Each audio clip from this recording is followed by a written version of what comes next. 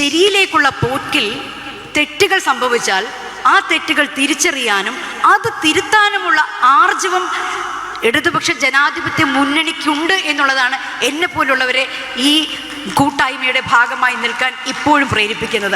അങ്ങനെ തെറ്റ് തിരുത്തി പോകാൻ പറ്റുന്ന, തെറ്റ് കണ്ടാൽ വിളിച്ചു പറയാൻ പറ്റുന്ന, അത് തിരുത്താൻ പറ്റുന്ന ആർജവമുള്ള മനുഷ്യരായി നമ്മൾ നിലനിൽക്കുന്നിടത്തോളം കാലം നമ്മുടെ മുന്നണിക്ക്, ഇടതുപക്ഷ ജനാധിപത്യ മുന്നണിക്ക് വിജയം മാത്രമേ ഉണ്ടാകൂ, പരാജയം ഉണ്ടാവില്ല. നമ്മൾ എന്തൊരു സ്വർഗത്താണ് ജീവിക്കുന്നത് എന്നുള്ളത് നമ്മൾ തിരിച്ചറിയണമെങ്കിൽ നമ്മൾ കേരളത്തിൻ്റെ പുറത്ത് യാത്ര ചെയ്യണം. അതിദാരിദ്ര്യം ഇല്ലാതാക്കിക്കൊണ്ടുള്ള സംസ്ഥാന അറിയിപ്പ് അല്ലെങ്കിൽ അത്തരത്തിലുള്ളൊരു പ്രഖ്യാപനം നമ്മുടെ ഈ സംസ്ഥാനം ഈ അടുത്ത് നടത്തി. BBC-യിലടക്കം അത് വലിയ വാർത്തയായി. എന്തുകൊണ്ടാണ് അത് തിരിച്ചറിയാൻ? എന്തുകൊണ്ടാണ് നമ്മുടെ പ്രതിപക്ഷ പാർട്ടികൾക്കോ അല്ലെങ്കിൽ ചിലപ്പം നമ്മുടെ തന്നെ ചില ആളുകൾക്കോ കഴിയാതെ പോകുന്നത്? എനിക്ക് തോന്നുന്നു അടിസ്ഥാനപരമായി നമുക്ക് ചരിത്രബോധം കുറഞ്ഞു വരുന്നുണ്ടെന്ന്.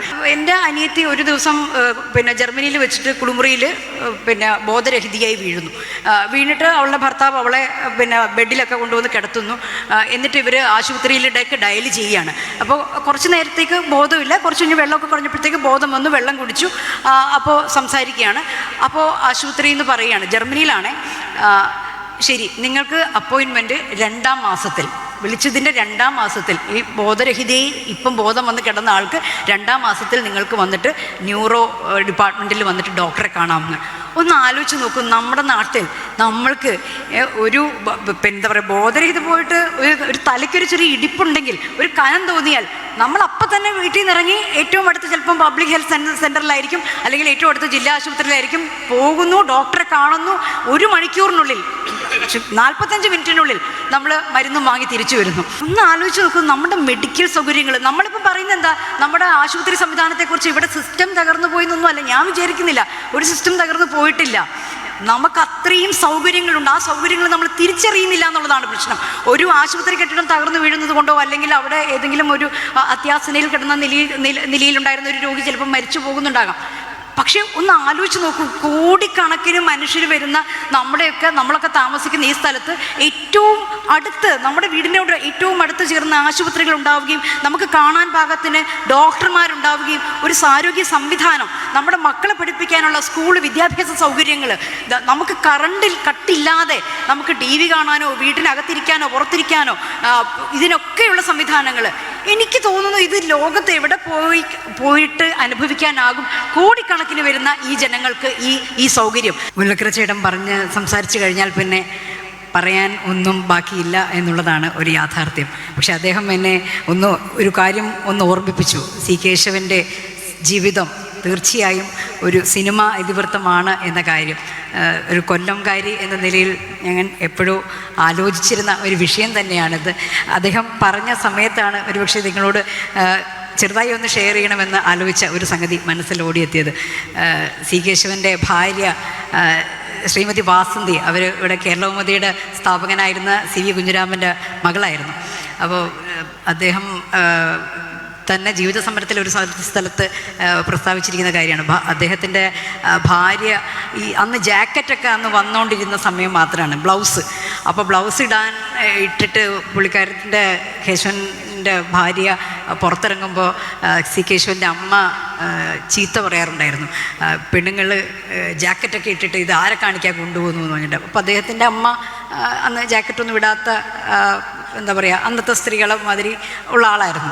അപ്പോൾ ജാക്കറ്റ് വരുന്നതും ജാക്കറ്റ് തൻ്റെ ഭാര്യ അണിയുന്നതിനെ കുറിച്ചിട്ടും ജാക്കറ്റ് അണിഞ്ഞ തൻ്റെ ഭാര്യയുടെ സൗന്ദര്യത്തെക്കുറിച്ചുമൊക്കെ എന്താ പറയുക ഉള്ള സങ്കല്പം സൂക്ഷിച്ചിരുന്നൊരു മനുഷ്യൻ കൂടിയാണ്. ഭയങ്കര വിചിത്രമായൊരു കാര്യം മുല്ലക്കര ചേട്ടൻ പറഞ്ഞപ്പോഴാണ് ഓർത്തത്. ജീവിത സമരം എന്ന അദ്ദേഹത്തിൻ്റെ പുസ്തകത്തിന് ആമുഖം എഴുതിയത് അദ്ദേഹത്തിൻ്റെ ഒപ്പം ഉണ്ടായിരിക്കുകയും അതേസമയം രാഷ്ട്രീയത്തിൻ്റെ എതിർദിശയിൽ സഞ്ചരിക്കുകയും ചെയ്ത അദ്ദേഹത്തിൻ്റെ മകൻ ബാലകൃഷ്ണനാണ്, KR ബാലകൃഷ്ണനാണ്. അച്ഛൻ്റെ പുസ്തകത്തിന് ജീവിത സമരം എന്ന ആത്മകഥയ്ക്ക് ആമുഖം എഴുതുന്നത്. അപ്പം അങ്ങനെ ഒരേ സമയം സംഘർഷഭരിതമായിരിക്കുകയും നമുക്കിപ്പം ഒരുപക്ഷെ ആലോചിച്ച് കഴിഞ്ഞാൽ അത്തരം കുടുംബങ്ങൾ, അത്തരം മനുഷ്യർ നമ്മുടെ ഇടയിൽ ഉണ്ടായിരുന്നു. അതും അവർ കൊല്ലത്തുണ്ടായിരുന്നു.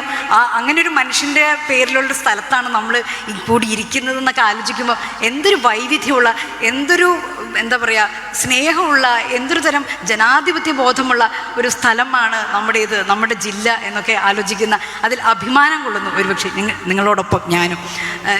ഇത് ഈ അടുത്ത കാലത്ത് മിസോറാം, മേഘാലയ തുടങ്ങിയ സംസ്ഥാനങ്ങളിലൂടെ ഒരു യാത്ര പോയി. ഏതാണ്ട് 10 വർഷം മുമ്പ് ഇതേ റൂട്ടിൽ ഞാൻ ഒരിക്കൽ പോയിട്ടുണ്ടായിരുന്നു.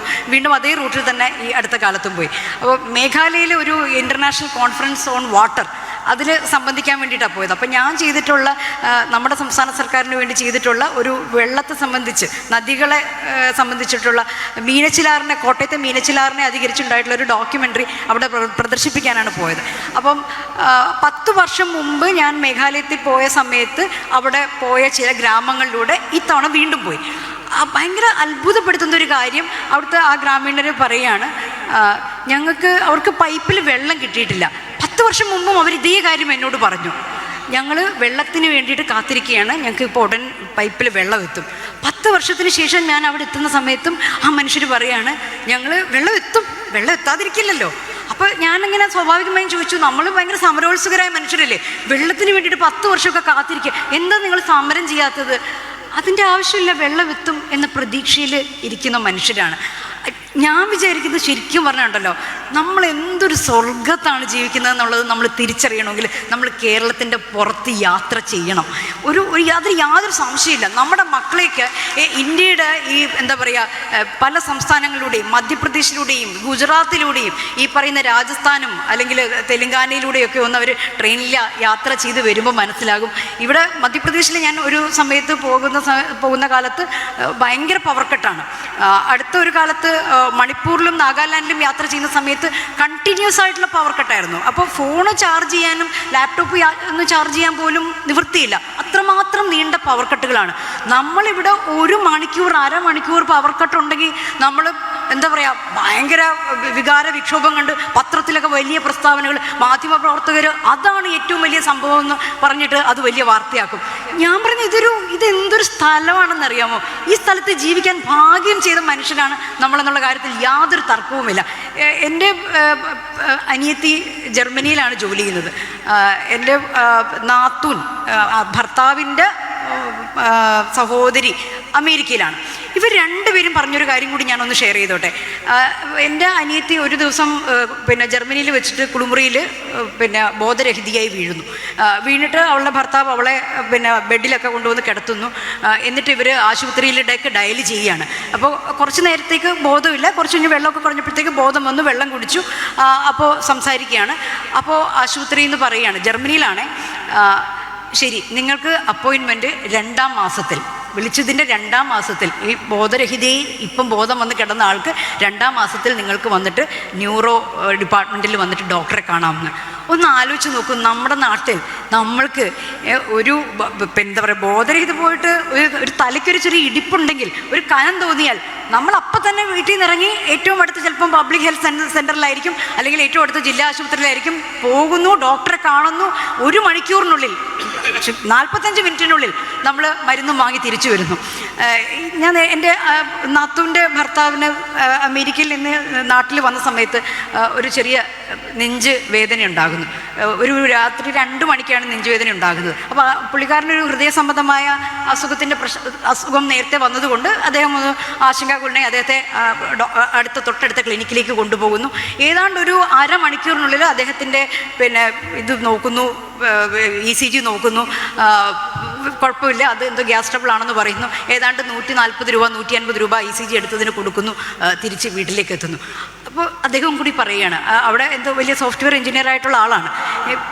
ഒരു സംശയമില്ല, എനിക്കൊരു 10 വർഷത്തിനുള്ളിൽ എനിക്ക് തിരിച്ചു വരണം, എൻ്റെ കടമൊക്കെ തീർത്തിട്ട് തിരിച്ച് കേരളത്തിൽ വന്ന് കോഴിക്കോട് വന്ന് താമസിക്കണം എന്ന് അദ്ദേഹം പറയുകയാണ്. ഈ ഒരൊറ്റ സംഭവം കാരണം ഒന്ന് ആലോചിച്ച് നോക്കൂ, നമ്മുടെ മെഡിക്കൽ സൗകര്യങ്ങൾ, നമ്മളിപ്പോൾ പറയുന്നത് എന്താ, നമ്മുടെ ആശുപത്രി സംവിധാനത്തെക്കുറിച്ച് ഇവിടെ സിസ്റ്റം തകർന്നു പോയി എന്നൊന്നും അല്ല, ഞാൻ വിചാരിക്കുന്നില്ല ഒരു സിസ്റ്റം തകർന്നു പോയിട്ടില്ല. നമുക്ക് അത്രയും സൗകര്യങ്ങളുണ്ട്, ആ സൗകര്യങ്ങൾ നമ്മൾ തിരിച്ചറിയുന്നില്ല എന്നുള്ളതാണ് പ്രശ്നം. ഒരു ആശുപത്രി കെട്ടിടം തകർന്നു വീഴുന്നത് കൊണ്ടോ, അല്ലെങ്കിൽ അവിടെ ഏതെങ്കിലും ഒരു അത്യാസനയിൽ കിടന്ന നിലയിലുണ്ടായിരുന്ന ഒരു രോഗി ചിലപ്പോൾ മരിച്ചു പോകുന്നുണ്ടാകാം. പക്ഷെ ഒന്ന് ആലോചിച്ച് നോക്കൂ, കോടിക്കണക്കിന് മനുഷ്യർ വരുന്ന നമ്മളൊക്കെ താമസിക്കുന്ന ഈ സ്ഥലത്ത് ഏറ്റവും അടുത്ത്, നമ്മുടെ വീടിനോട് ഏറ്റവും അടുത്ത് ചേർന്ന ആശുപത്രികൾ ഉണ്ടാവുകയും നമുക്ക് കാണാൻ പാകത്തിന് ഡോക്ടർമാരുണ്ടാവുകയും ഒരു ആരോഗ്യ സംവിധാനം, നമ്മുടെ മക്കളെ പഠിപ്പിക്കാനുള്ള സ്കൂൾ വിദ്യാഭ്യാസ സൗകര്യങ്ങൾ, നമുക്ക് കറണ്ടിൽ കട്ടില്ലാതെ നമുക്ക് TV കാണാനോ വീട്ടിനകത്തിരിക്കാനോ പുറത്തിരിക്കാനോ ഇതിനൊക്കെയുള്ള സംവിധാനങ്ങൾ, എനിക്ക് തോന്നുന്നു ഇത് ലോകത്ത് എവിടെ പോയിട്ട് അനുഭവിക്കാനാകും കോടിക്കണക്കിന് വരുന്ന ഈ ജനങ്ങൾക്ക് ഈ സൗകര്യം. നോക്കൂ, ജർമ്മനി ആണെങ്കിലും അല്ലെങ്കിലും ഒന്നാം ലോക രാജ്യങ്ങളുടെ ജനസംഖ്യ നോക്കണം. നേരത്തെ മുല്ലക്കര ചേട്ടൻ പറഞ്ഞത് പല രാജ്യങ്ങളിലും ജനസംഖ്യ നെഗറ്റീവ് അനുപാതത്തിലേക്ക് പോയിക്കൊണ്ടിരിക്കുകയാണ്. അവിടെയാണ് നമ്മുടെ ജനസംഖ്യ വർദ്ധിച്ചുകൊണ്ടിരിക്കുന്നു. ഈ വർദ്ധിച്ചു വരുന്ന ജനസംഖ്യയിലും നമ്മുടെ കേരളം നമ്മുടെ മറ്റ് സംസ്ഥാനങ്ങൾക്ക് ഇവിടെ മാതൃകയൊന്നുമല്ല, അങ്ങേയറ്റത്തിലുള്ള ഒരു ടോപ്പിൽ നിൽക്കുന്ന, ഇപ്പം അതിദാരിദ്ര്യത്തെക്കുറിച്ചുള്ള അതിദാരിദ്ര്യം ഇല്ലാതാക്കിക്കൊണ്ടുള്ള സംസ്ഥാന അറിയിപ്പ് അല്ലെങ്കിൽ അത്തരത്തിലുള്ളൊരു പ്രഖ്യാപനം നമ്മുടെ ഈ സംസ്ഥാനം ഈ അടുത്ത് നടത്തി. BBC-യിലടക്കം അത് വലിയ വാർത്തയായി. എന്തുകൊണ്ടാണ് അത് തിരിച്ചറിയാൻ എന്തുകൊണ്ടാണ് നമ്മുടെ പ്രതിപക്ഷ പാർട്ടികൾക്കോ അല്ലെങ്കിൽ ചിലപ്പം നമ്മുടെ തന്നെ ചില ആളുകൾക്കോ കഴിയാതെ പോകുന്നത്? എനിക്ക് തോന്നുന്നു അടിസ്ഥാനപരമായി നമുക്ക് ചരിത്രബോധം കുറഞ്ഞു വരുന്നുണ്ടെന്ന്. എനിക്ക് തോന്നുന്നു ചരിത്രബോധമുള്ള ജനാധിപത്യ ബോധമുള്ള ആളുകളായിരിക്കുന്നത് കൊണ്ട് മാത്രമാണ് ഇടതുപക്ഷ ജനാധിപത്യ മുന്നണിയെ പോലൊരു പ്രസ്ഥാനത്തിന് ഇവിടെ നിൽക്കാൻ പറ്റുന്നത്, നമ്മളെപ്പോലുള്ള ആളുകൾക്ക് അതിൻ്റെ സഖാക്കളായിരിക്കാൻ പറ്റുന്നത്. അപ്പോൾ അടിസ്ഥാനപരമായി ജനാധിപത്യ ബോധം വേണം. ഞാൻ പറയുന്നത് ഈ വികസനത്തിൻ്റെ കാര്യമൊക്കെ മാറ്റി നിർത്തിയിട്ട് അല്ലെങ്കിൽ നമ്മുടെ മേന്മകളും നേട്ടങ്ങളും മാറ്റി നിർത്തിയിട്ട് നമുക്ക് പറ്റുന്നൊരു കാര്യമുണ്ട്. നമ്മൾ എന്താ പറയുക, ഈ നേരത്തെ പറഞ്ഞതുപോലെ നമ്മൾ കമ്മ്യൂണിസ്റ്റുകാർ മാത്രമല്ല കേരളം ഉണ്ടാക്കിയത്. ഇങ്ങനെയുള്ള ഒരുപാട് എന്താ പറയുക ചരിത്രബോധമുള്ള ജനാധിപത്യ ബോധമുള്ള ഒരുപാട് മനുഷ്യർ ചേർന്നുണ്ടാക്കിയിട്ടുള്ള ഈ കേരളത്തിൽ നമ്മുടെ ഒരു USP എന്ന് പറയുന്നത് അല്ലെങ്കിൽ നമ്മുടെ സവിശേഷത എന്ന് പറയുന്നത് നമുക്ക് തെറ്റുകളെ തിരുത്താൻ പറ്റുമെന്നുള്ളതാണ്. നമ്മൾ ശരിയാണ്, എല്ലാ ശരിയും നമ്മളാണ് എന്ന് നമുക്ക് പറയാനൊന്നും പറ്റില്ല, ഒരു കമ്മ്യൂണിസ്റ്റുകാരനും പറ്റില്ല. പക്ഷേ ശരിയിലേക്കുള്ള പോക്കിൽ തെറ്റുകൾ സംഭവിച്ചാൽ ആ തെറ്റുകൾ തിരിച്ചറിയാനും അത് തിരുത്താനുമുള്ള ആർജവം ഇടതുപക്ഷ ജനാധിപത്യ മുന്നണിക്കുണ്ട് എന്നുള്ളതാണ് എന്നെ പോലുള്ളവരെ ഈ കൂട്ടായ്മയുടെ ഭാഗമായി നിൽക്കാൻ ഇപ്പോഴും പ്രേരിപ്പിക്കുന്നത്. അങ്ങനെ തെറ്റ് തിരുത്തി പോകാൻ പറ്റുന്ന, തെറ്റ് കണ്ടാൽ വിളിച്ചു പറയാൻ പറ്റുന്ന, അത് തിരുത്താൻ പറ്റുന്ന ആർജവമുള്ള മനുഷ്യരായി നമ്മൾ നിലനിൽക്കുന്നിടത്തോളം കാലം നമ്മുടെ മുന്നണിക്ക്, ഇടതുപക്ഷ ജനാധിപത്യ മുന്നണിക്ക് വിജയം മാത്രമേ ഉണ്ടാകൂ, പരാജയം ഉണ്ടാവില്ല. ആ വിജയത്തിലേക്കാണ് നമ്മുടെ ഈ സഖാക്കളെ കൂട്ടുചേർത്ത് നമ്മുടെ ഹൃദയത്തോട് ചേർത്ത് നമ്മൾ നടത്തേണ്ടത് എന്ന് മാത്രം ഓർമ്മിപ്പിച്ചുകൊണ്ട് എൻ്റെ മുന്നിലിരിക്കുന്ന എല്ലാ സഖാക്കൾക്കും, എല്ലാ സ്ഥാനാർത്ഥി സഖാക്കൾക്കും വിജയം ആശംസിച്ചുകൊണ്ട് ഏതെങ്കിലുമൊക്കെ വാർഡുകളിൽ പറ്റുമെങ്കിൽ ഞാനും നിങ്ങളോടൊപ്പം യാത്ര ചെയ്യും എന്ന് മാത്രം പറഞ്ഞുകൊണ്ട് നിർത്തുന്നു. നന്ദി, ആശംസകൾ.